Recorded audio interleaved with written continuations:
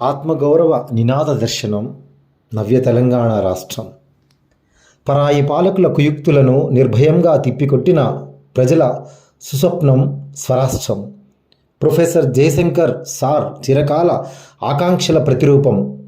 శ్రీకాంత్ చారి వంటి ఎందరో తెలంగాణ ముద్దు బిడ్డల బలిదానాల అనంతరం కాంగ్రెస్ ప్రభుత్వం అందించగా అవతరించిన నవ్య రాష్ట్రం తెలంగాణ. ఈ మట్టి పరిమళం గొప్పది. పోతన, దాశరథి, సురవరం, సినారే, గద్దర్, అశోక్ తేజ వంటి సుకవులకు జన్మనిచ్చిన వేదభూమి.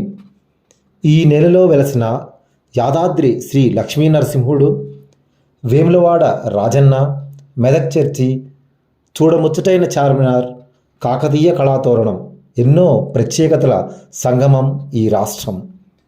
ఆషాఢ మాసంలో బోనాల ఉత్సవాలు, దసరా పండుగప్పుడు జరుపుకునే పూలన్నీ రాశిగా పోసి స్త్రీలంతా ఒక్కచోట చేరి కులమతాలకు అతీతంగా బతుకమ్మల వేడుకలు, జానపద కళాకారుల గానాల సందళ్ళు, పోచంపల్లి చేనేత వస్త్రాలు, నిర్మల్ చెక్క బొమ్మల అందాలు, ఆదిలాబాద్ మరో కాశ్మీరమై అలరిస్తుంటే తెలంగాణ ప్రత్యేక రాష్ట్రంగా ఏర్పడి నేటికి 10 ఏండ్లు పూర్తయింది.